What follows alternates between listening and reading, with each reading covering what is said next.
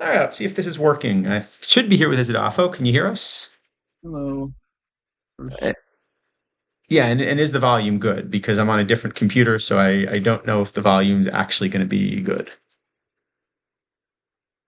Or can nobody hear us at um, all? hopefully people can hear us. Well, if no one can hear us, we're going to have a problem with the stream. Um, hmm.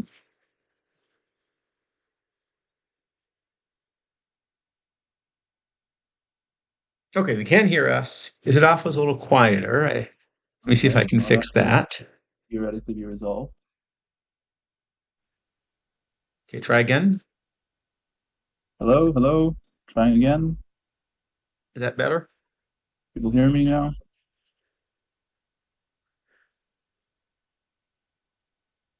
All right, I'm going to assume it's mostly working. All right. So, most importantly, let me get the clock started, or this is never going to finish. Because I've been traveling, we've all been pretty busy, but we'd had a lot of questions come up, so we're going to do the best we can with a Q&A. We're going to put an hour on the clock, and that's the best we can do during this trip, I think. So, you know,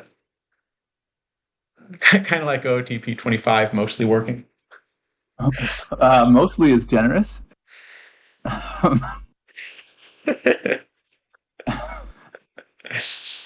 Yeah, mostly is. Yeah, I can't really disagree with you.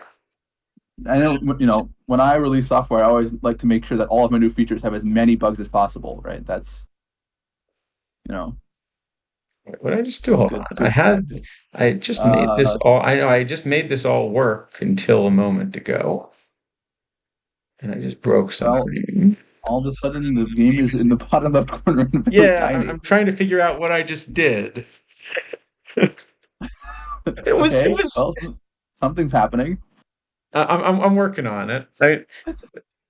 It was working great until a moment ago. It's good to know we haven't nothing's changed much since last cycle. Um, Yeah. Um, what did I just do? Okay, um, hold on. No, that well, okay, we do have a question that we can answer without looking at the game while you're trying to fix that, which is from London Endure. How disappointed are you that there's no Tony Suck on the launch deck? I mean, isn't everybody? Yeah, I mean it's You really know, probably yeah. okay, that's now it's rotate. All right, I'm gonna figure this out. I swear. Now it's both diagonal and upside down. You know what I did.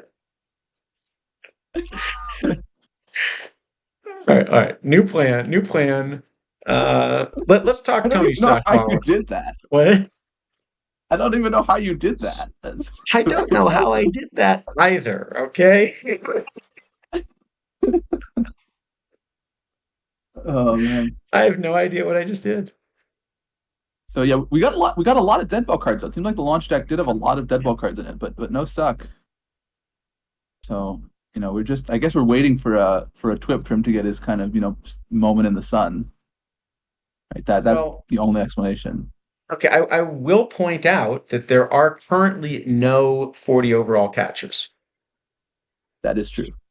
So there's a clear spot in the meta for a Tony Suck, which will probably be like the live mission Uber Topper or something, right? Correct. Yes. Yes. Um, I think that's probably the way it works. Anyway, yes, there were a bunch of changes, so we thought we would try to, maybe do a quick stream just with some of the stuff that came up. Um, you know, uh, so we'll sort of take whatever questions we have time for. I think there are a lot of things to discuss and a lot of changes, some of which are going to potentially be pretty game breaking. Some good ones too, but Yeah, I mean it's funny because actually a lot of the changes which I'm the most happy with were some little quality of life things that were just not advertised anywhere. And the big sort of features I think are a lot less good. So um, yeah, sort of strange that way. but Anyway, why don't we try to just do the best we can answering some questions and we'll go from there. So let me see. I'm just trying to catch up on chat now that I'm no longer well unrotating the page or whatever. Yeah. I got a question. How have distant combinators changed the historical market? So we were discussing this, and I think there are some things we agreed on and some things we disagreed on. Do you want to go first or me on this one? I mean, so I think there's kind of a balance in there someplace. So on one hand, if you make the combinators too prevalent, then you have to have every combinator to play, and then the regular historical market is just pure missions. Sure, every card is a mission value card. On the other hand, if you make them too rare, the combinators don't exist, and so there's no point to have them in the game. The balance, I think, is going to be very hard to find between those two things. But in either case, I think what it will do is exacerbate the difference between like the very top players and sort of the more casual players by the end of the cycle. It's funny. I actually disagree. Well, maybe it will if it's just in the sense that like the top players are going to figure out never to use combinators. Well, the thing is that combinators have a lot of chemistry. So if chemistry is strong, every roster will be full combinators. Okay, actually, sorry. Actually, you know what? That's a good point. Maybe the answer is you're supposed to buy combinators but not level them. I think that it was likely to be the case that people will buy combinators and leveling them will be bad most of Okay, the yeah, time. okay. No, that's a really good point because I was thinking about this in terms of leveling them. So leveling a combinator is almost certainly a horrendous idea. Yeah, leveling I agree with. You're Um, only supposed to level in very extreme, very rare cases. yeah, so basic. In fact, I was mentioning this earlier today that at least in my view, Or for league, actually if for you league pull a leveling. combinator, yeah. So in my view, if you pull a combinator, leveling it up is probably the third best thing you can do with it. Yeah, Uh, I mean, okay. I think league is the only case you're leveling combinators for the rating. right, but even Uh, then, so let me try to explain it this way. So this is going to be a problem because I don't believe I have a combinator to show this with. Oh, here you go. Someone's happy to sell a Cy Young combinator. It looks like if anyone wants one. well, no, that's is this the right? I don't remember. Is this no? This one, this This is is the not bugged, right? combinator card shop. Yeah, but I don't remember which parts of the combinator card shop aren't bugged. No, this is the not bugged part. So you I think think this is actually not a combinator no, no, Cy no. Young that is for sale? I think no, I think there is a combinator signing for sale at this price. I think this part is not bugged, but if you open it up, if you open up Young again, Okay. like open the drop down for him, Yes. uh, you see those orders, like these orders here on the left. Those are not real. Those are not combinator orders. Those are regular Scion orders. Yes. But okay. So there is a Cy Young combinator for sale with these properties. It's okay. Yeah, I believe this 599 sell and 245 buy are for the combinator, and this 315 and 26 are for the regular. Okay. I'm just curious if there happens to be any So you combinator can't for sort. No, you sale can't. cheaply enough that I can You you illustrate. you you can't sort because sorting is on the regular cards. Sorry. I'm experiencing these bugs for the first time. I'm like a kid in a candy store. Uh, okay. I was gonna try to buy a combinator and illustrate, and it looks like there's not a good way for me to do that.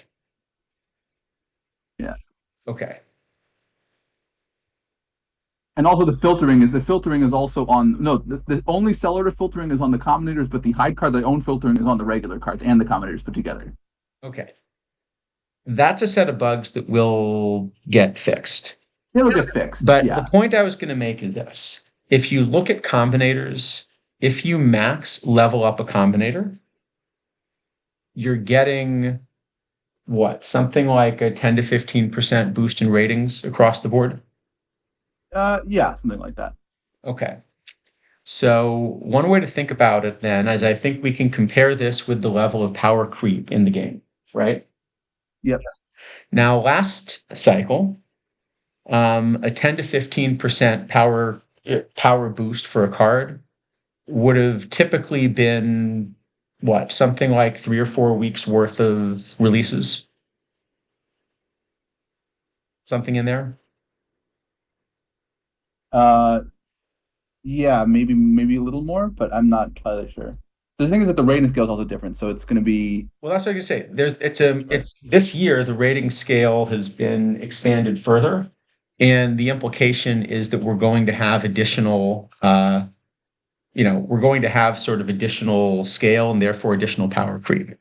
So the point I was going to make is, what you're doing if you choose to level up a combinator, is you're using up a bunch of resources, which you don't get back, right? Because if you sell a combinator, it loses the boost. So you actually completely make the Right. resources disappear. Yes. Um, what you get is you get a card that looks like it was released a few weeks later. And the point is just for most of the cycle, at this cost, that's likely to be way too expensive to be effective.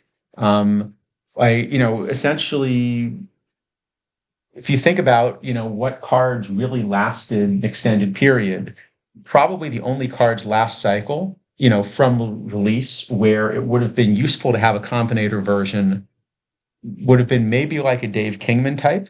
I mean, that I think there would have been a useful combinator.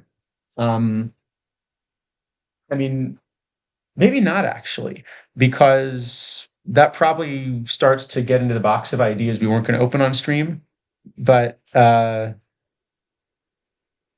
think you would probably agree with me when I say that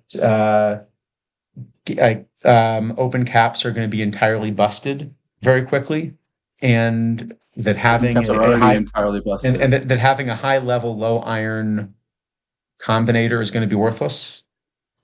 Uh, there's well, there's one. I think there's currently one card I'd buy a combinator of. I wouldn't buy a Curry Foley either, but I assume that's the one Uh, you're thinking of. yes. Um, Actually, for Curry Foley, does his combinator Yes. get a boost to the hitting ratings because he's listed as Yes, a it pitcher? does. It does. All the combinators get boosted all their ratings, no Okay. matter which one they're listed as. Okay, so he does get a hitting ratings boost. Yeah. Um, so I think leveling up the combinator is just a really, really expensive way of letting a card play a slight bit longer. So I think the only way it would make sense to do that would be if you had some external reason that you were certain you were going to play the card for an extended period. So I think it's actually a good plan for a theme team that's tied to like a really narrow set of cards. Um, yeah, for teams it'll be great because yeah, you can't get the better card. But I think Um, otherwise, the most valuable thing you can do with a combinator is sell it to someone that's going to be stupid enough to level it up, ideally a competitor of yours. yeah. So the way I think the only time leveling combinators are if you're if you're going for league because league those points will make a huge difference. Those 2-3 points, Yes. or they Yeah, can that's fair. depending on what the ratings look like. Um, or a card which you're basically convinced is never going to leave the meta. Or I guess the other thing, yeah, but actually now there's a second problem with them, which is if you're going to be short-term focused in one particular meta, you could consider doing that, right? So the problem is you could in principle decide to invest in, say, all the iron combinators. And, if you really are then dominating enough of the iron dailies, maybe you get enough back to kind of feed into that. It was basically with Yeah, I it was suspect basically the plan that the Viffers had in Diamond for the first I couple of months suspect last some time. team will do that this cycle once we get to the point where diamond dailies don't fill within half an hour of being generated. Right. Um, But it's the probably a good problem idea. but actually the problem is that that's also game breaking because, you know, one of the things that OOTP has really benefited from with new players is that there's always been something you could have a new player come in and say, look, okay, you're not going to compete like with the perfect league, teams if you came in 2 months into the cycle and you want to compete this week, right? But here's a tournament format that's relatively cheap and you can buy the current cards and you can compete on equal footing right now. For a while that was bronze with all the LEs last time around, maybe silver, or eventually iron were better, Yeah. right? But there was always something like that. And the combinators actually mean that there's no longer a way for new players to do that. There will almost certainly at every level be a team that decides to kind of focus on getting combinators for that particular meta. And they are willing to expend all of their resources to pick one specific meta and consistently run 3 weeks ahead of everybody else with the power boosts.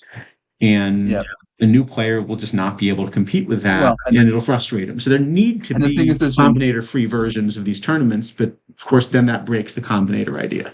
right. The thing is, there's actually an even more abusive version of this, where Yes, you which is can, yes, all right. All you right, can, I'll let you say it. Go ahead. yeah, you can corner the market or try to, Yep. where basically you just anytime the combinator of a decent card gets released, you buy it and you feed it to your version of the combinator to Right. boost it, because you get a lot of points by feeding combinators to other combinators, and you just prevent everyone else from acquiring the combinators you Yeah, think are exactly. Because it used to be the case that you couldn't corner a market because you had a maximum of 10 copies you could buy. Yeah. Right. But But now you now just feed them. yeah, you actually, because you're capable of destroying cards efficiently, you can actually continue cornering the market. Yeah. And someone will probably try to do that, I would guess. Because if it's not only can you make your own team stronger, you also just prevent every other team from getting close to you. So it's Yeah. um, Yeah. So I think, yeah, so I think the combinators, you know, on the margins, they're going to have the effect of kind of being really unfriendly to new players. But, on top of that, the main thing they're going to do is, hopefully is just take resources away from like players that are making mistakes. And, I think it's a silly thing to do, but it doesn't bother me as a competitor. well, I think Having more room for my competitors to make mistakes is probably a good thing, right? having them in chemistry, I think, is a big mistake. Oh yes. Well, But chemistry in general is entirely game breaking. potentially entirely. I mean, it could just be worthless, right? I mean, it's either game. There is a middle ground. Right? Middle I've been ground exists starting to between game play breaking and around with it. worthless. I don't think we're in the worthless category. But it almost certainly it will either be completely broken or completely useless, from a competitive point of view. I mean, for for theme teams or whatever, sure. But See, EVC, I don't see why you're thinking no one can corner the market. I'm no, I just I mean I say this as someone that has cornered the market in a card before. yeah, it's very possible to do it. Like, let's say I decide that this Jake Stahl is the best bronze card, which probably it is right now, or the Adam I'm Dunn or done. something. Sorry. And I just can constantly maintain the high buy order on Adam Dunn. Right, I do not let anyone outbid me for Adam Dunn at any point. Right. I mean, if I have enough points, no one can stop that. And you don't have to do this by yourself, right? I mean, there have been groups. Some of them are groups that you've probably heard of if you've been around a little bit and looked at the ends of team names that in the past have chosen to corner the market on a specific group of players and enforce their prices. Yes.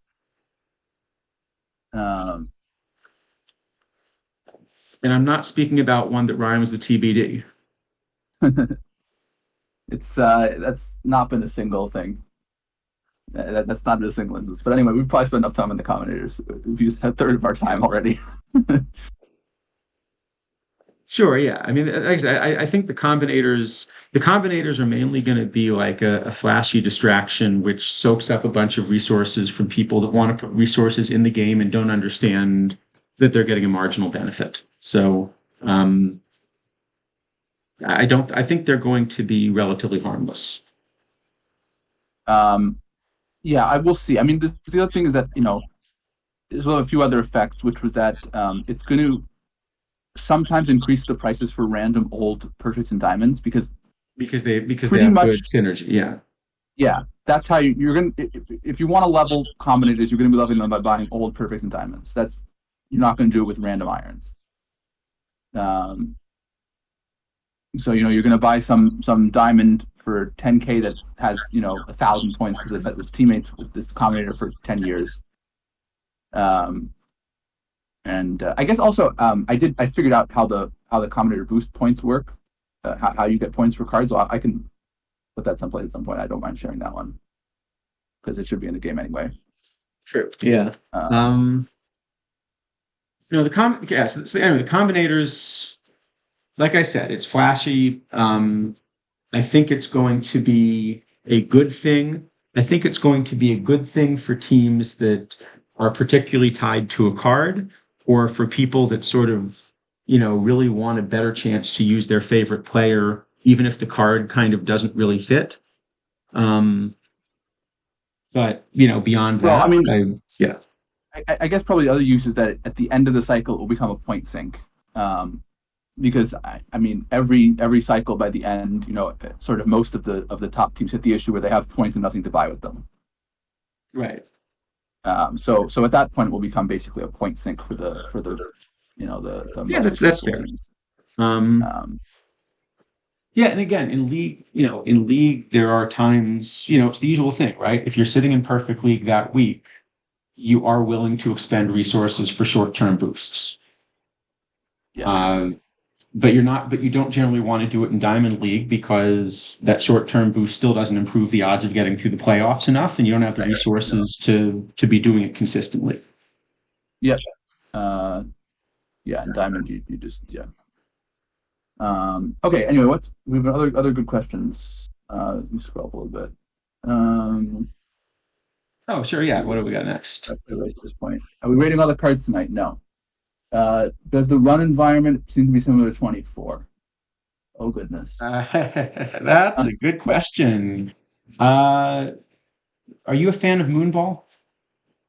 I mean, Moonball was fun for a week in 22. Yeah. I'm not excited for a whole cycle of it. No, you're not going to get a whole cycle of it. You're going to get like 8 or 9 months of it, right? Is that Sure. where are we Yeah. estimating? So 8 months, nine yeah, months, something like that? yeah, probably something like that. So the answer question, Grabster, it looks okay right now, but will not look okay very shortly. We suspect. Yeah. Um, The launch card. So maybe this is a better way to say it. The way that the game is tuned right now. Um, One of the things that seems clear is they tuned the game based on the rough ratings of live cards. So you're going to always get a version of Perfect Team each year, where as long as the power level is comparable to the power level of the live cards, it's going to look like baseball. Problem is they've tuned it this year. So isidafo and I kind of went and, part of the modeling we do is, of course, to work out how the game engine changes from year to year. One of the things that they've done is to rescale ratings. So you may well have noticed we that scale there's most ratings. yes, yeah. So there you may well have noticed that there are some cards that now already have. Let me look at for example I still can't actually get P home run and P BABIP separately. Okay, so let's look at control. Okay, so you notice, for example, that now there's even like a silver card here that has 156 control on launch, right? Which is more control than any of the cards had last year. It was more control that was possible last year. I mean, Yes, that's right. It was more control than would max out last year. So what they've done is they've rescaled the ratings, and as part of rescaling the ratings, what they did is they changed sort of what 156 control means.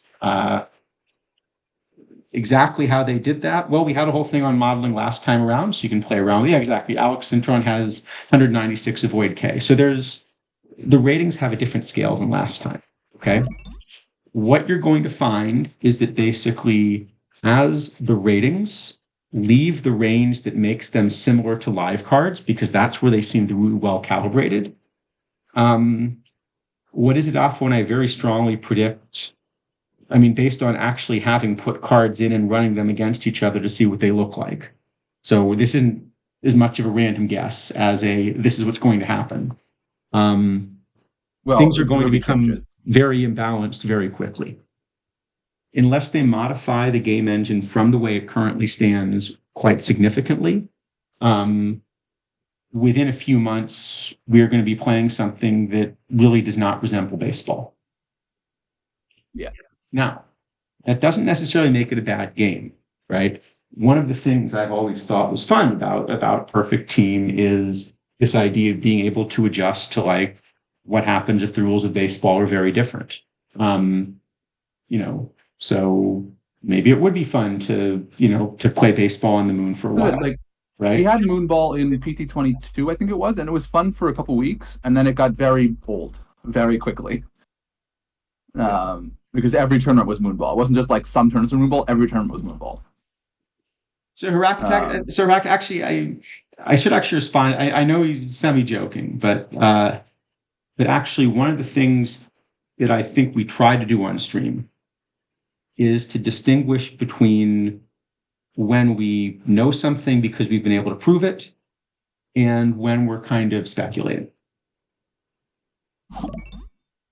So I think we at least hopefully we at least do try to do that and be fairly clear, right? Yeah, I mean, I would say, obviously changes can happen anytime, and we haven't seen the upper end of the rating scale yet, so there is a little bit of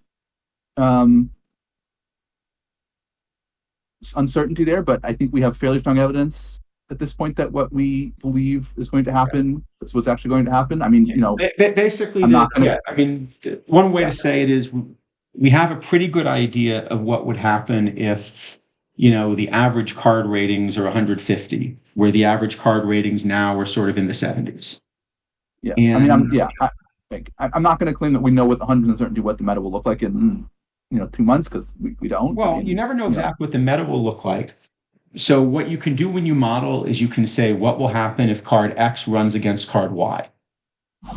You are not able to say what cards will get run, because that's not just a question. Even if you were handed the card pool, you're trying to predict how a bunch of managers are going to respond, and everyone's going to make their own choices, right?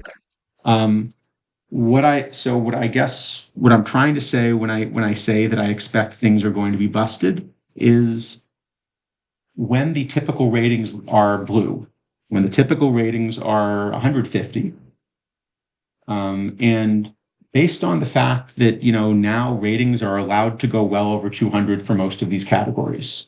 So there seems to be this intent to be able to use more of the scale this year, because last year the ratings kind of got capped out in many cases at 125, and it became difficult to sort of publish cards that would be distinctive, right? So I think the idea is to be able to make distinctive cards this time around based on this expanded rating scale.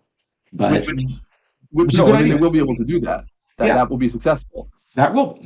The problem is when the typical ratings look like 150 against 150, the end result is going to be basically very much non-baseball like, I guess is the way to put it. Probably, yes. And the way that they've written the rating scale in, there is not actually a great way to fix it several months from now. What really should be done is they should rescale all the ratings differently now before they start publishing the high rating cards. Because once you do it afterward, it gets really tough because you're going to break cats. There is a way to fix it, I think. That is what I expect. You make every tournament into the league. That's exactly what I was going to say. London Enjoyer asked that question. That league, I suspect, will not have this normal situation. I think at some point in the cycle, basically tournaments will be turned into league, because I don't see another way to resolve what we think is going to happen. Maybe, yeah, but the problem, but there's a big problem there actually, because if you turn tournaments into the league, one of the things that the league actually is really bad at would be if you took the league rules but you applied them to like open caps. Yeah, well, open caps are just stupid anyway, but that's a different problem. Right, but the point is that like if you try to use that solution, most of your draft formats and most of your cap formats, for example, there just isn't a way to make those viable. Right. I mean, the overall environment will look fine, but the individual cards kind of won't. Right. So this is really one where the only thing I can say is, if any of the devs are listening, I would really highly recommend that you take your server and you just run a test server where you take the cards you're planning on releasing, like in January, and play them against each other and look at the results. And when you do, in a I think tournament, you're going to come to be back fair. and say, we'd better change something significant. Yeah, well, that's just peachy. That's exactly what they should do. Exactly. And, you know, this is exactly what you should do as part of your due diligence, right? In other words, the way Perfect Team works, you have sort of two things that happen, right? You have a game engine, which is basically providing the rules for what happens when cards get inserted. And you have the content, which are the cards you're able to insert. And obviously for good game design, those two things have to mesh well, right? So that's what should be happening. I mean, I don't think it's the case that necessarily like the entire cycle needs to be planned out months in advance. Like that, I don't think. I think that's No, all you have to do is take something unnecessary. that's representative of what you're planning on putting Yeah, out in January and run them against each other. yeah. You know, um, Anyway, what other questions yeah. we have? Going back, anyone mentioned the rationale behind not allowing? I assume for the commentators, not allowing commentators to be quicksold. I have no idea. I assume if there were rationale for that, it would be mentioned in a place that doesn't exist, as far as I'm concerned. Yeah. So, no idea. I guess that there is actually an interesting point there, though. Now that I think about it, wait a sec. Does that mean, in principle, if you get really unlucky, you could just break your setup? Okay, so think about this way. Let's imagine that, late in the cycle, right, there are going to be a bunch of combinators you can pull that you will be unable to sell, right? Like basically No, a no, you'll be comp able to sell them because the people will buy them to boost their combinators. You'll always be able to sell them. is that always going to be true? Because if you have a combinator for like some 1880s team that has no No, no, overlap, you a know, perfect combinator boosts any other combinator by 20,000 points. It won't be a problem. no, I'm talking about like an iron, but yeah. An iron combinator boosts by 100, so it's still gonna be decently efficient. All right. So you think people still do that? Yeah, people will buy them purely for the boosts Um, as boost fuel. I mean, okay, yeah, because I guess the question is if you're unallowed, if you're unable to quick sell a combinator, right? If you can't quick sell a combinator, is it possible that you actually just get stuck with 10,000 cards that you can't get rid of if you rip enough packs? I don't think so. I don't think you could, but that would be kind of funny. No, no. I mean the at the diamond and perfect ones will always be sellable because they will boost. They will have an basically a perfect Yeah, but the combinator is a diamond and guarantee. perfect ones are going to have a low enough pull rate that you're not going to. I mean, no one's saturating on 10,000 perfect No, cards. that's true. No, a perfect combinator, as far as seems to be basically, it's a guaranteed boost level on any combinator if you want it. So yeah, Okay, that's true. Rub deer that lets the nigga point. You could just feed them yourself. So yeah, you can't get stuck. that's true.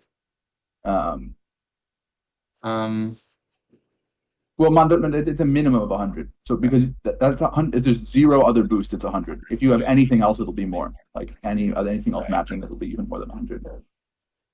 yeah. Um, but yeah, the iron combinator is not as efficient as like the golds and diamond combinators are. Let's see what we I got mean, here. I would allow quick sells, but it's not. I don't think it's a big deal. Right. No, I think that's right. Anyway, again, I still don't think this is going to be the big issue. I think and actually the funny thing is that even the rating scaling may not be the most significant problem, right? It's probably going to be the chemistry. Well, so the chemistry is tough for me because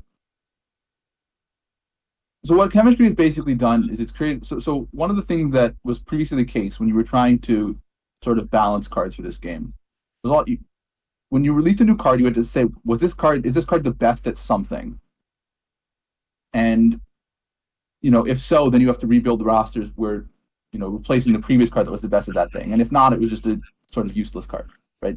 It was very, very straightforward in that sense. But now we have synergies, right? Like, um, It's no Yes. longer the case that when you release a card, it has to be necessarily the best at something. It can be decent, but boost another card enough to make it the best. Right. Um, and so basically, anytime you release a new card, you have to retest the entire card pool, every possible build, to see what's happening. Right. And what that means is that it's effectively impossible to balance things unless you have just some absurd amount of resources. Well, Which as I you mean, said, you have this complex set of interaction. I think that you said it really well when we were talking the other day, right? And you made the point that this is kind of what Wizards of the Coast have been trying to do with Magic. yes, And they it have what 100 developers and and army typically of with a large number of playtesters. Yeah, developers, they actually do succeed in at any given time having there be a handful of different meta ideas instead of just one. right. But they're But I not mean, occasionally, they're not okay. necessarily all, they're not necessarily all like exactly equal, right?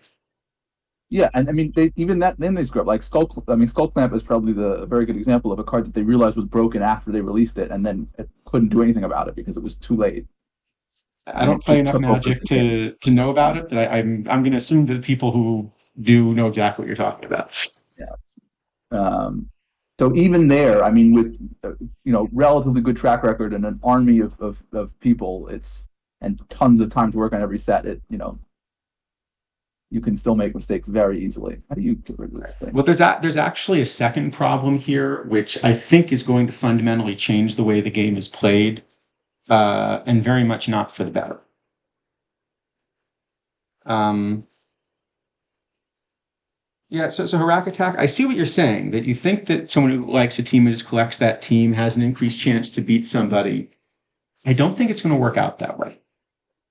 Um, I think what it's going to mean. So, okay, without chemistry, let me just try to describe maybe the way I see people approaching the game. Maybe that's a good way to say it, right?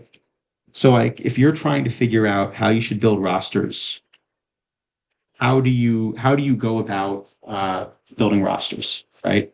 Well, there are pretty much two things that you can try to do. Number one, you can start evaluating cards. You can, build a model like the kinds of stuff Isidafo and I do. You can use that to decide what the top cards are. You can play the top cards in your model. The second thing that you can do, actually, I guess there are three things you can do, right? The second thing you can do is you can replace the model by waiting a bit and collecting data and kind of crowdsourcing what are the best things in your data, right? And the third thing you can do is you can find one or two people that you generally think have good builds and you can copy their builds. I don't personally think that's a great way to play the game, but I've definitely noticed that when I put a build in a weekly, there are 3 or 4 specific teams that will put exactly that same build in the next week. And I've noticed at least one other that copies the Millers, and there are some teams like that. I don't know. Have you noticed any copiers? I'm sure you must have a few, right? I haven't really paid enough attention to notice. Generally I don't really care because people are doing that. It means they're at least a week behind, and they also may have built something in a way that was sort of not the way that I intended Oh to yeah, go. oh yeah. So The, it's the, going the to way work I can anyway. usually tell is that, like, for at the beginning of last cycle, I had people that would copy my roster but run Jimmy Ryan as a starting pitcher. Don't do that. Don't do that. So you're saying if we see any Curry Foley's pitching, something has gone wrong. I mean, technically, I've been using Curry Foley as a 13th pitcher in Iron because I sort of need 13 occasionally. There are a lot of low stamina cards there. Um, I'm not even willing to do that. So bad. he doesn't have a role, but uh, anyway, the point is there used to be these 3 ways to play the game, right?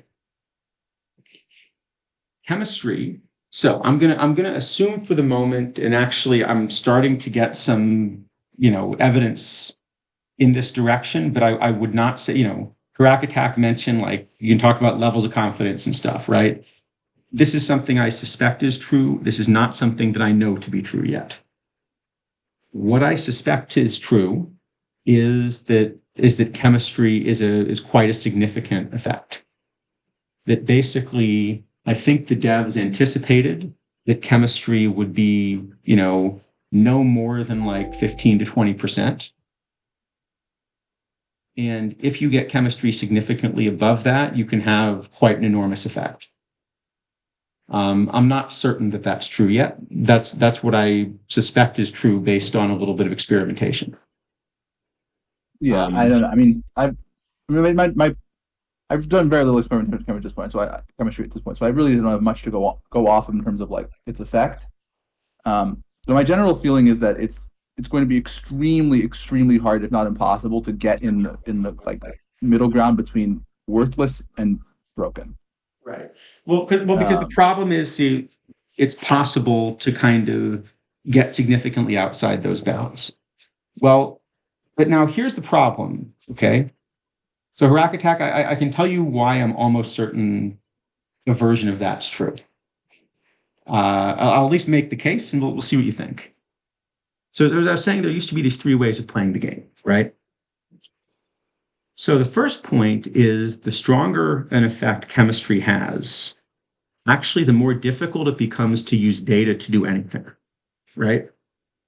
Data becomes So worthless. so Yeah. the people who Well, it doesn't are become worthless. You'll have to make data on whole teams.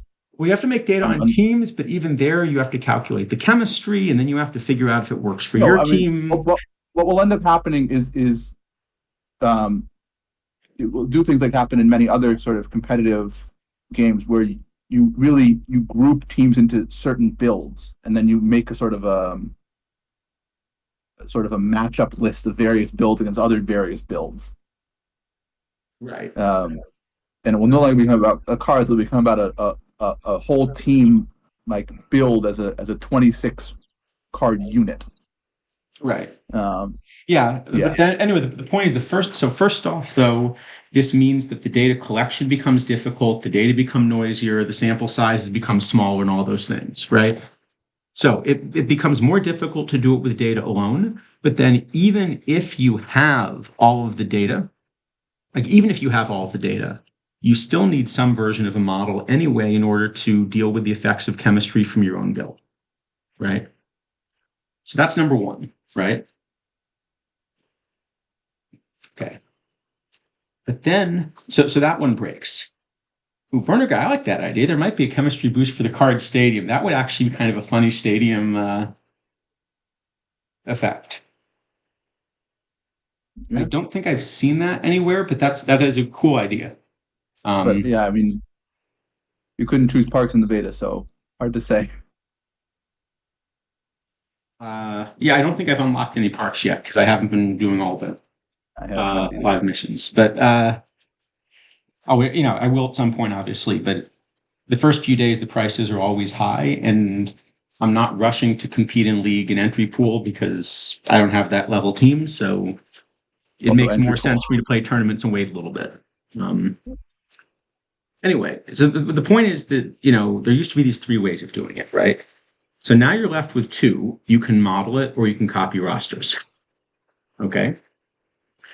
Copying rosters also becomes more difficult.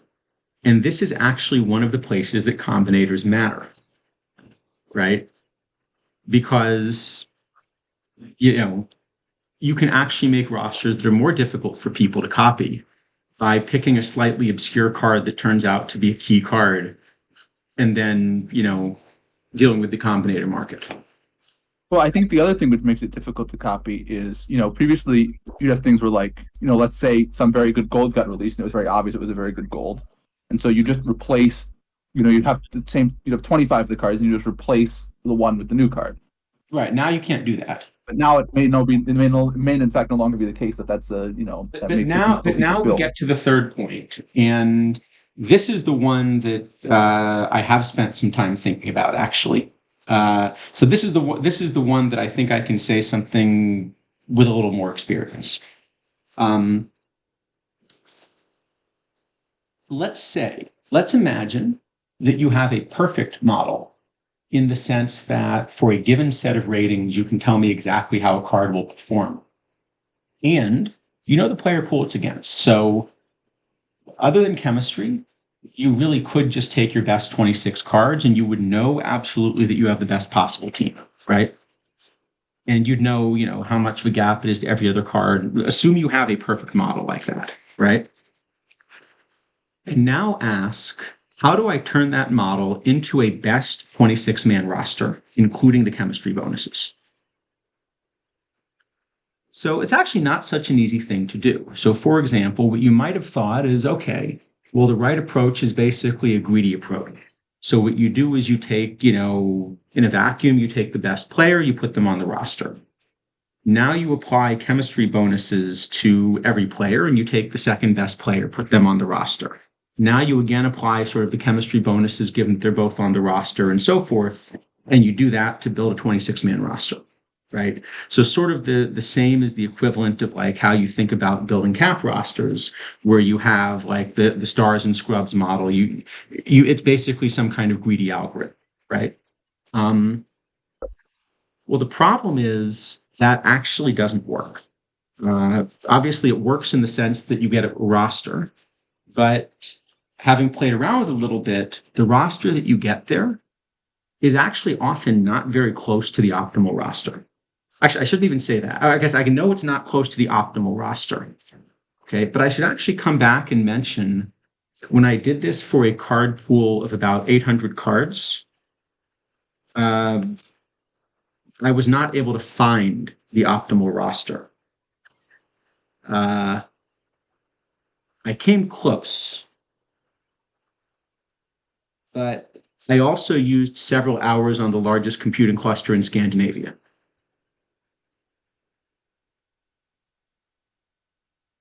No one was using it, Yeah, okay? you should have you need to download more RAM. That was the problem.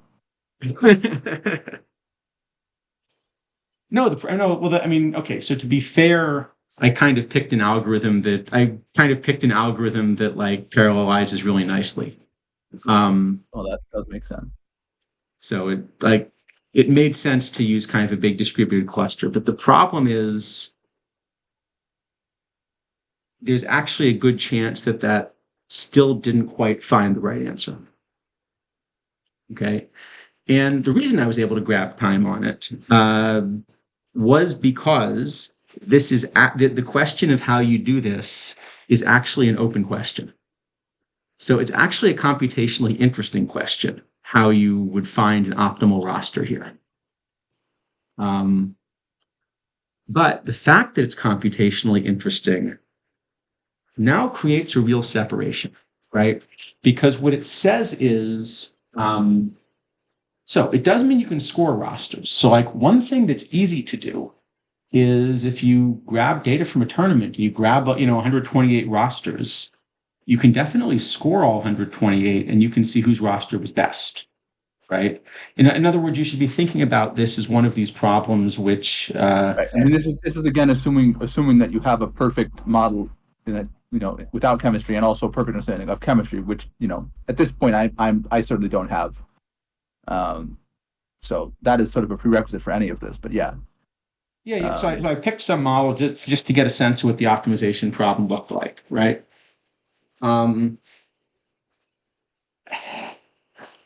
This is a computationally hard problem. And one of the things I found kind of as we were discussing before is that the gap between the really good solutions and the greedy solutions is enormous. And so what that means is it's a big enough answer that like at its core, this has always been sort of partly a card collecting game and partly a roster building game. But we've now turned it into this really difficult computational exercise where whoever comes up with the best like optimization solution has a much bigger edge than even the better card collectors is probably what's happened. Yeah, I mean, okay. I think there's another few things, which is that if I were, the PT overlord, let's say, it doesn't exist, but let's just say that I would try very hard if I wanted to come into the game. I probably just not have in the game to make very confident that it doesn't do anything, and just make sure it's working. Like basically take the whole cycle as a beta test of chemistry. Just see that it actually functions, right? That there's no bugs, there's no weirdness, Right. and try to make sure it isn't useful for competitive play. Right. And then, once I think I have a handle on it, maybe next cycle, you start thinking about, okay, can we try to hit the middle ground here, Right. where it's actually a good thing for the game. But I don't know if that's what is going to be done. If there will be changes made to the system as the cycle goes along to kind of try to get into that place where it just doesn't do anything. We don't know yet. Right. But the point is, yeah, I mean I'd certainly recommend that. But if you're going to end up in the in this version where chemistry does something, I understand what they're trying to do because it's a cool concept. But yeah. But but the end result, yeah. But the problem if is, you can hit the middle ground, it's great. I mean, it's fantastic if you can hit it, but it's just so hard. well, I think it's not just so hard, but like I said, if you do hit it, there's this computational complexity problem. So here's actually the way I could ask this question, and actually, I will say I've asked this question directly to PT devs as well. I've not gotten a response yet, but based on the discussion we just had, I suspect the answer would be clear, right?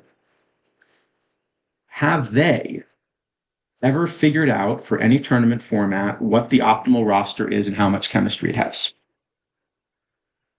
They have the complete game engine, right? So the problem I just described, they have the code sitting there. So they don't have to figure out what level chemistry is, how much, everything's weighted. The only thing they have to do is solve the optimization problem.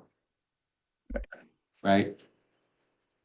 And by the way, if the answer to that's yes, and if they have solved the optimization problem, I would really like to encourage them to publish it.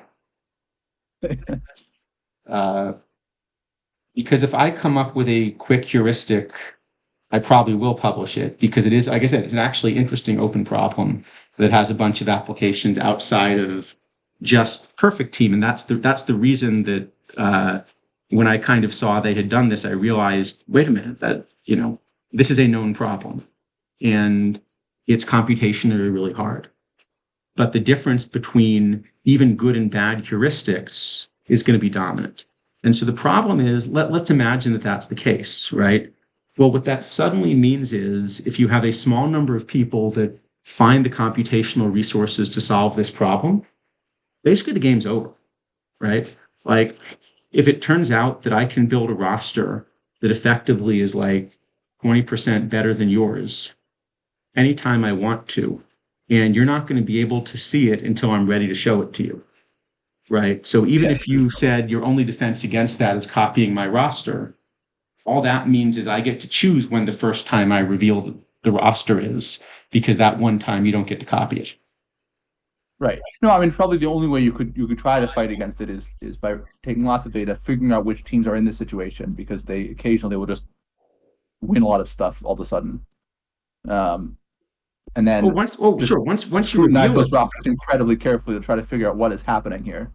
yeah. But even then, it's going to be But tough. but the problem is that, one of the things that I really like about what they did starting last year was that they took the most, well, until the last cycle, actually. The last cycle, they stopped doing this, and I think that's one of the reasons it didn't work as well. But until the last PTCS and PTMS, like that last month, essentially all of the really important tournaments in the game were tournaments where you were seeing that format for the first time. Yeah, that's great. That's great. And that's great because it means that there's no roster copying solution. Although I did notice that there was a certain person whose name rhymes with Seawit who kept kind of wondering why my roster wasn't available to be looked at. But yeah. Yeah, no. See, Mr. Black, the problem is you can counter the optimal roster. You could try to counter the optimal roster once you see it. Yeah, so you have to know what it is first. That's yeah. Yeah. Yeah. But the whole point is that, if someone can solve this computationally complex problem, or at least come up with a good enough heuristic that as new cards enter the game, they can solve it more quickly, right? And this is also where power creep comes in. In the past, when we had this slow level of power creep, um, most metas would actually solidify a bit. So, if somebody figured out the better thing to do, give it a week, other teams catch up, and then they have some time kind of on equal footing. But the faster power creep is, basically the more that these optimal metas change too rapidly for other people to even catch up that way. Right. Yeah, no, it's just. I mean, we've seen that a little bit at the start of this because chemistry. No one is really able to do. I mean, at least I'm aware of. There's no one who's really even attempted to solve the chemistry problem to this point. Um, Sure, let's go with that. well, By the I way, mean, we to should have like talk a as soon as the stream's over. I should to tell have you a few no, I mean, things. to have a solution that actually functions, not just like test things. Testing things is doable. No. See, Uh, Mr. Black, you're asking about should the second catcher be like the second best catcher or chemistry guy, but the point is it's not either or. There are situations in which what you thought was the second best catcher is actually the best catcher when combined with a different set of 25 players.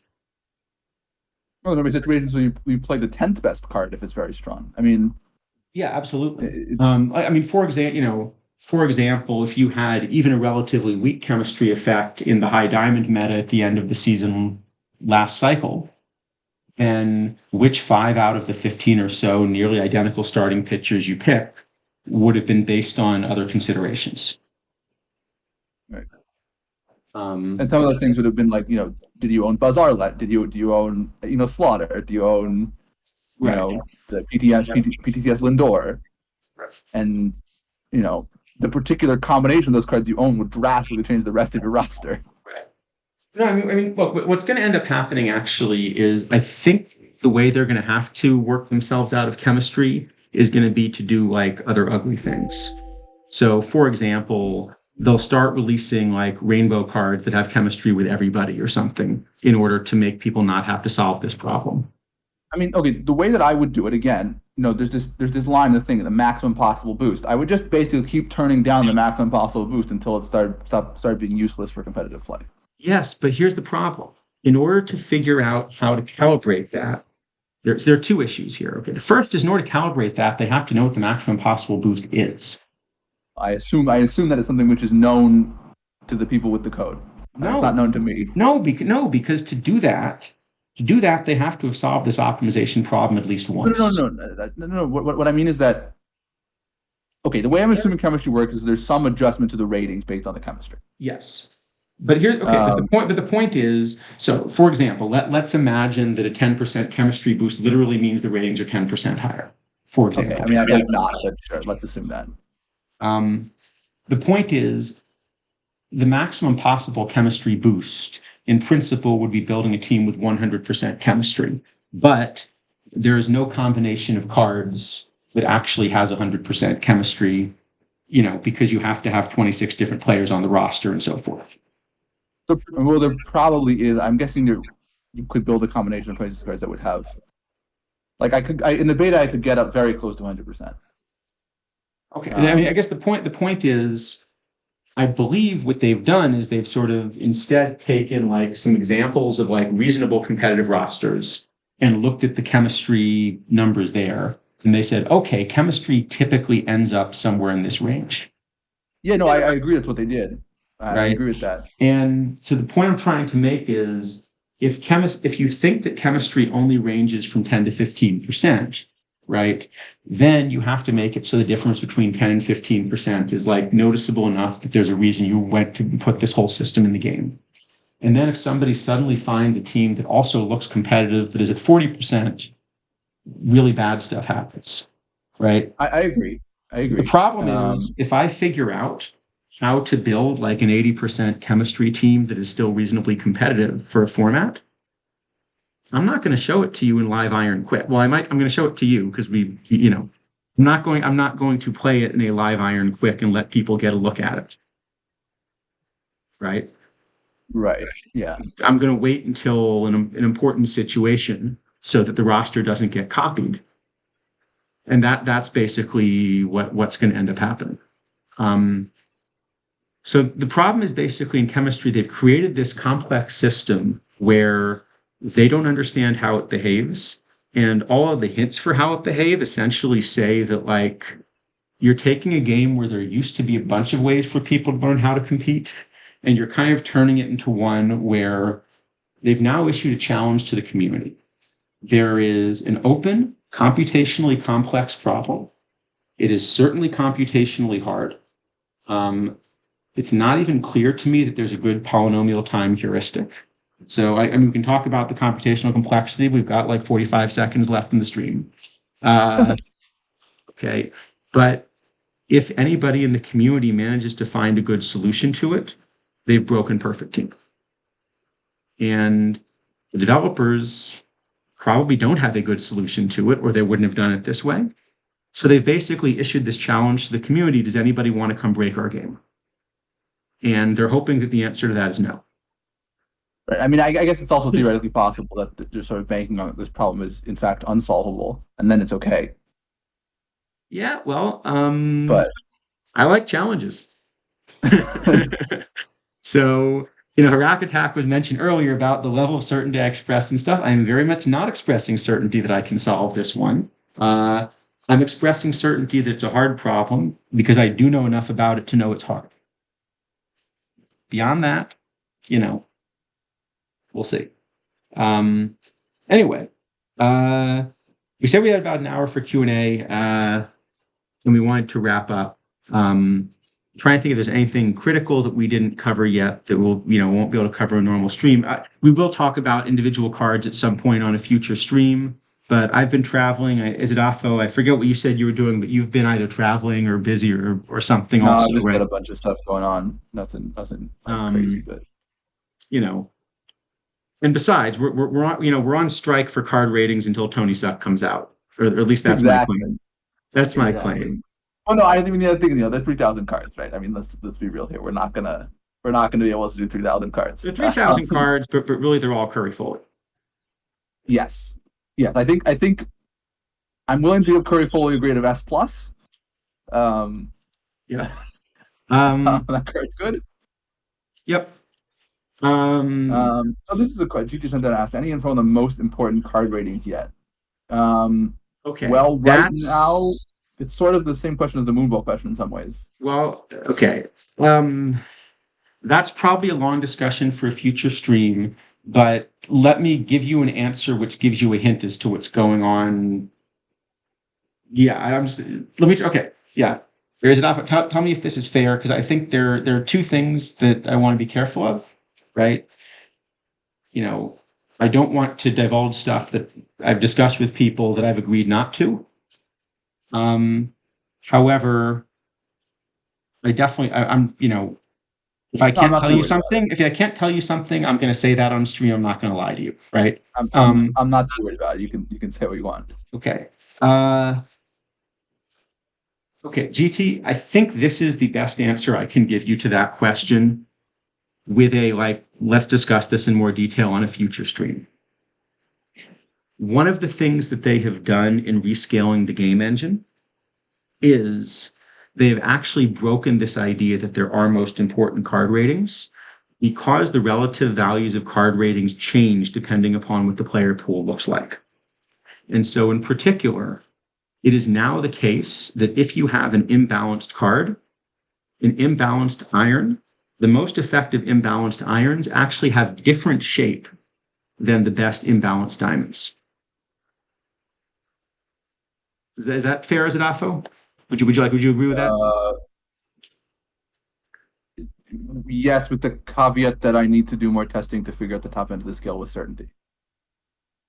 That's true. Yeah. So as more cards come out, that's right. As more cards come out, which ratings end up being the most important is again, at least based on our expectations, will change yet again. So in that sense, if you ask, is gap more important than strikeouts, for example, generally because gap power, is a smaller difference.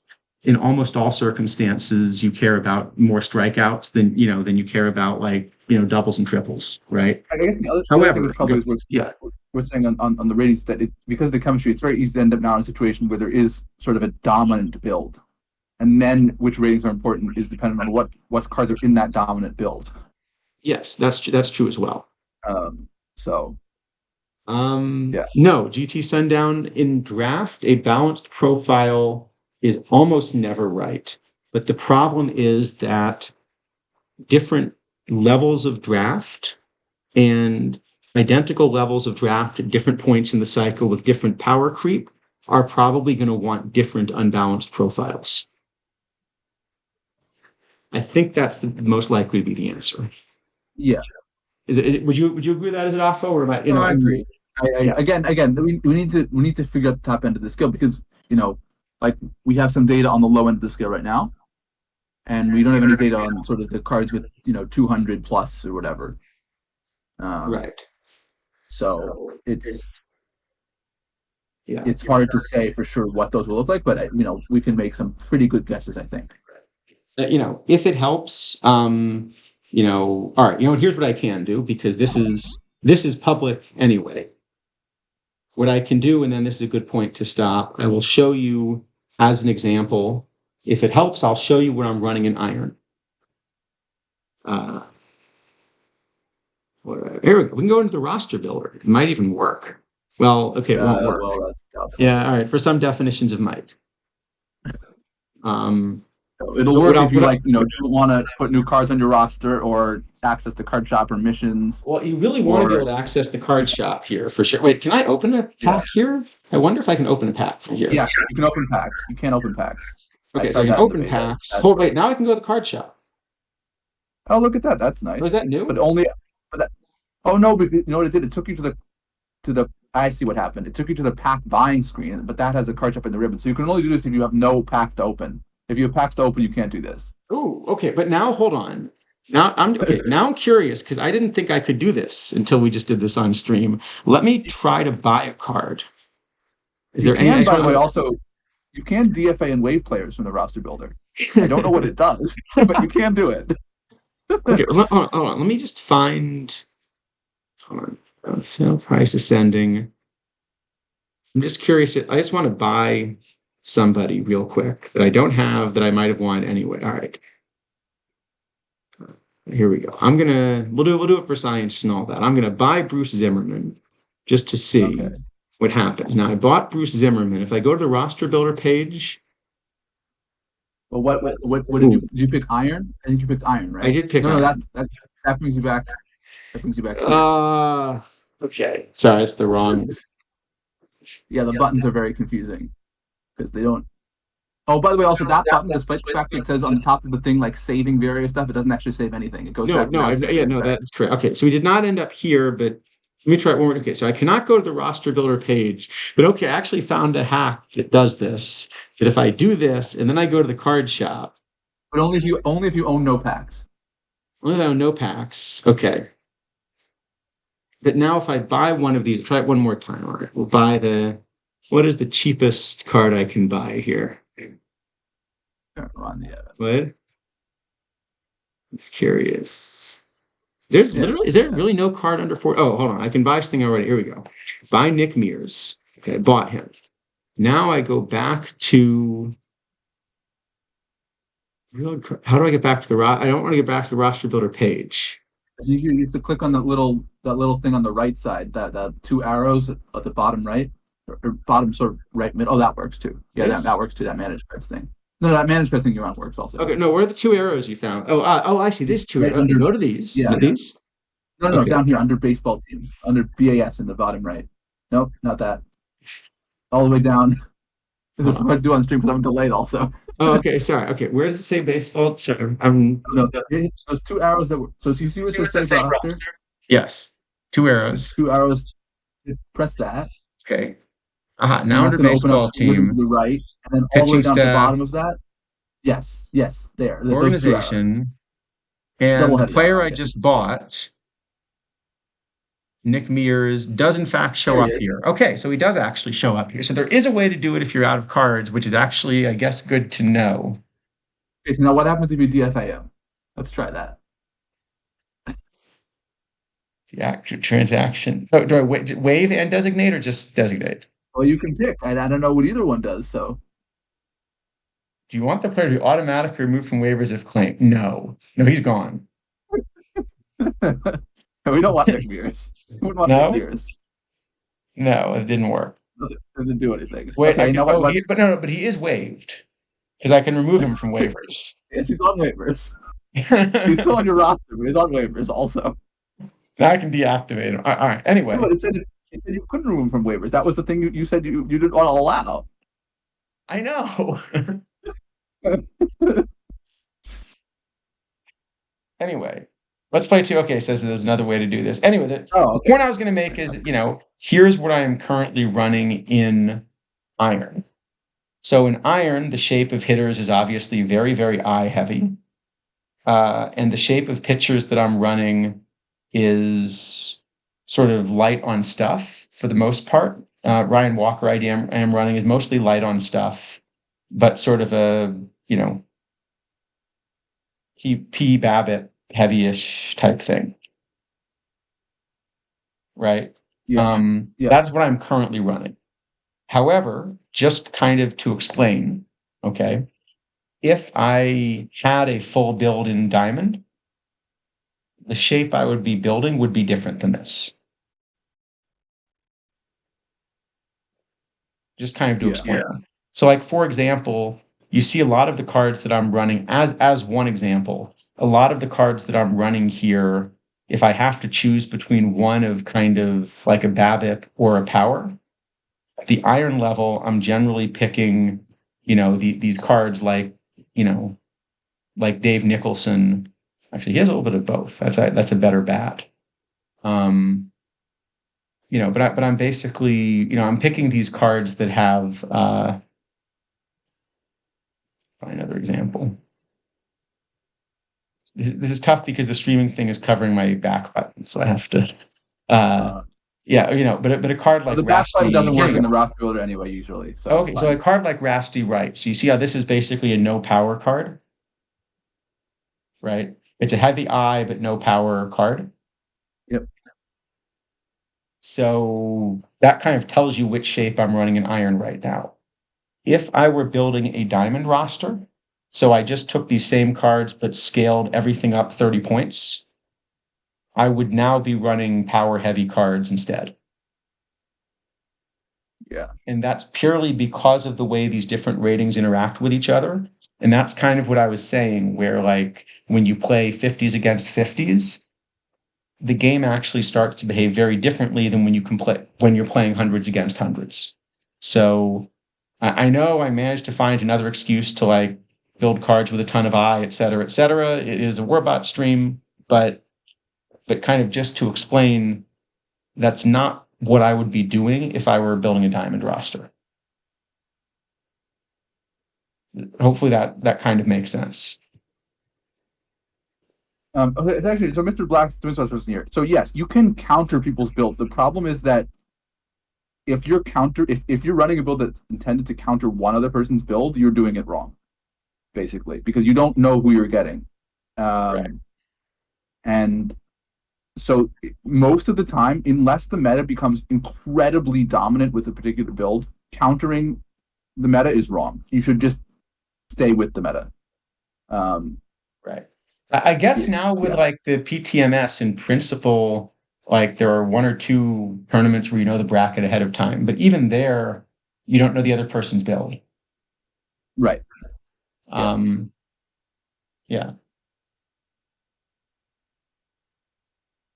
Yeah, London Enjoyer, that's right. The game engine has me running BABIP and eye slanted guys, even into a pitching meta that I think is P BABIP and control heavy in Iron. But again, I can't say this enough. That is not what I would be running if I had the cards to build Diamond. Actually, I'm starting to. I managed to pull that Yaz, which is a really good card. So I have one or two. Here we go. I can go to the card shop. Apparently. Wait. How do I? Here it is. I can go to the card shop. So there's this Yaz. This Yaz. This looks like a fun card actually. So I have one or two of these Diamond ones, but Yeah. Sorry, let's play two. There is a perfect shape. The problem is that the perfect shape depends on the overall power level. So what I'm trying to say is, let's imagine that I told you I have a card. The average rating on the card will be 50. What is the best shape? There is an answer to the most effective shape.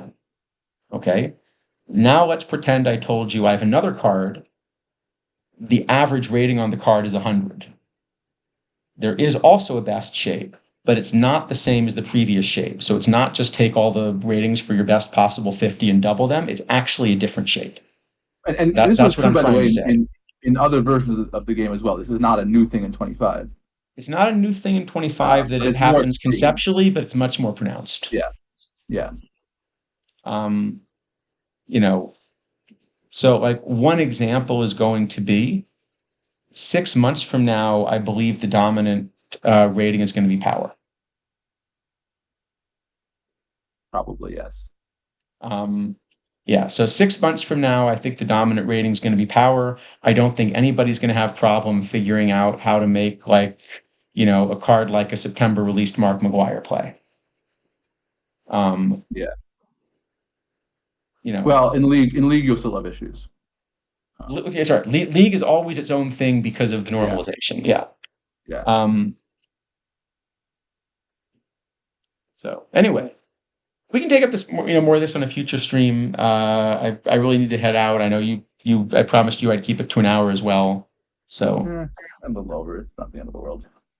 um, well, you're welcome to stay on and try to answer a couple questions, but is that hopefully that's sort of a fair, hopefully that's like a fair, answer. Yeah. So Yeah, Mr. I think Black, you say, I mean, P. Babbitt doesn't rule the game. I think the problem is in this setup, I think you're going to find that there will be a rating that will rule the game in the current setup. Again, the reason we're bringing this up right now is it's not too late for them to make these changes, right? Um, I mean, you like know, I said, I mean, I suspect at some point in the cycle, everything will be league. Tournaments will be league, league will be league, and at the very least, that makes it so the environment doesn't get out of whack. It screws up other no, stuff, but the P. environment will be Babbitt. fine. I mean, the problem I have with P. Babbitt is I think in general the game is less interesting when there's one dominant shape, right? Like as much as like it's nice for the memes and everything, if I can just take the cards with the biggest eye and stick them on my roster. I actually think the game is more interesting when there are a lot of different kinds of shapes and a lot of different kinds of options, and they're pretty well balanced. And like by the end of last cycle, you saw at the beginning of last cycle when like Spore was kind of still learning the way the game engine worked. We were finding that like certain shapes were always winning, and those were the ones that were getting the good grades, right? By the end of the cycle, what you were seeing is that there were cards of all different kinds of shapes being released where, yeah, there were cards that we were both pretty happy giving S ratings to that had basically no I because the rest of the card Yeah, worked, yeah. right?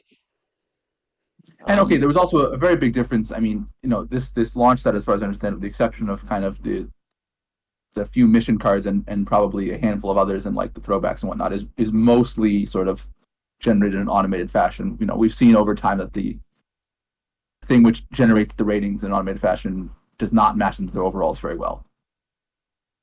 right. Um, and I think that is certainly true this year, perhaps even more so than in past years. But actually, I think that's a good thing to do. That is to say, I don't want there to be a single dominant rating, right?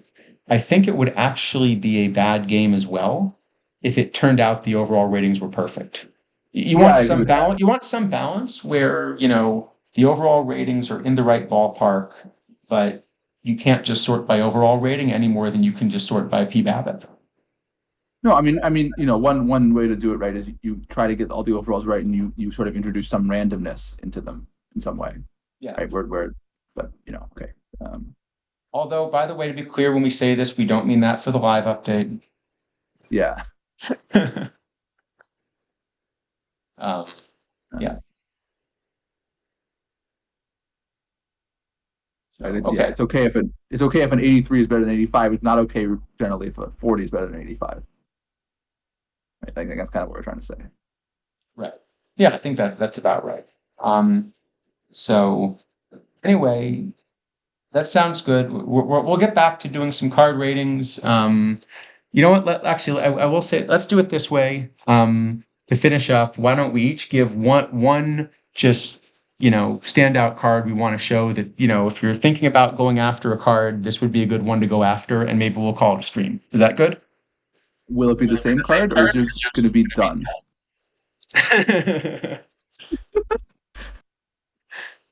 Okay. We might have both said Curry Foley, so. In the non-Curry Foley category. Non-Curry, okay, a card other than Curry Foley. I'll put Curry Foley up. Of course, I'm showing you Well, his you can't pitching put it up. ratings because of the Yeah, card shop. But if you look over at these batting ratings, they're interesting. yeah. Um, Just imagine if you had Jimmy Ryan, but you took off 18 points and give him two positions he could play. yeah, yeah. Actually, I mean, he can play right. Anyway, so let's each just mention a card which is not Curry Foley.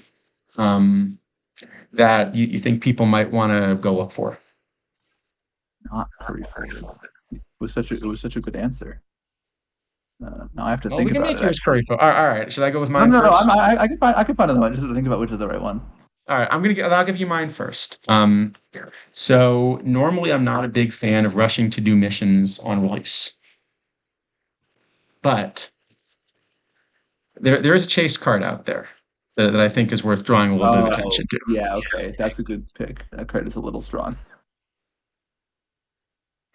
Uh, this one, I think if you were going to do one of these kinds of things, this is this is probably the mission card that to me feels strongest for kind of its power level right Oh, now and is likely I to think stick this is around.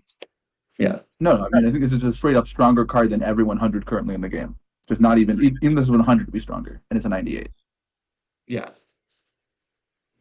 Um, it's a little bit of a weird pick because, you know, generally getting a single diamond card doesn't really help unless you're investing in enough other diamonds to kind of build a team. But this one just feels overpowered enough that, I think if you're going to do a set of live missions, I might try to do the NL East. The NL East is the most expensive because the Braves are in it, and the Braves have almost all high overall players because they have their whole team of Because they're good going to win players. like 120 games or whatever. Yeah, well, no, probably not that quite that many, but yeah, a lot. Um, Um,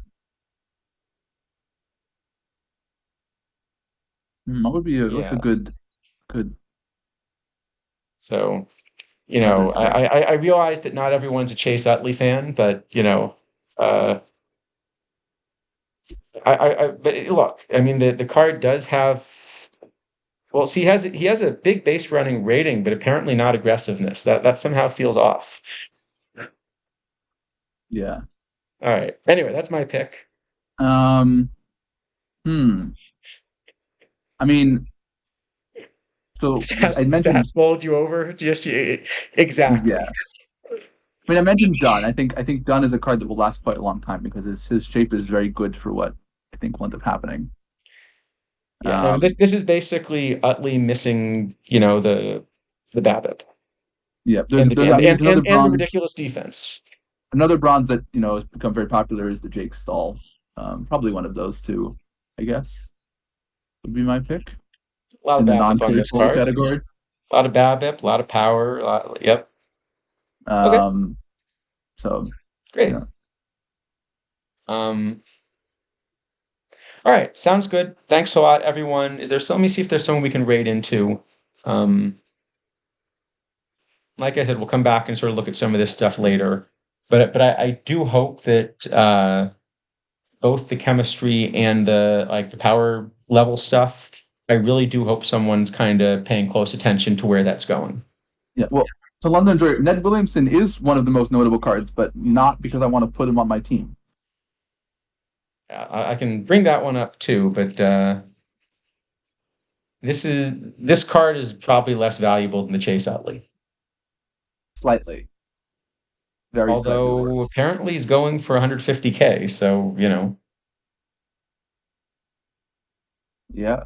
I mean, in all honesty, buying it for 5K in the hope it will be an admission is probably not the most insane idea. yeah, that's fair. Um, but yeah, 150 is a little much. Well, this is Yeah, this does this is basically this is Ned Williamson, except they didn't move the fence in that year.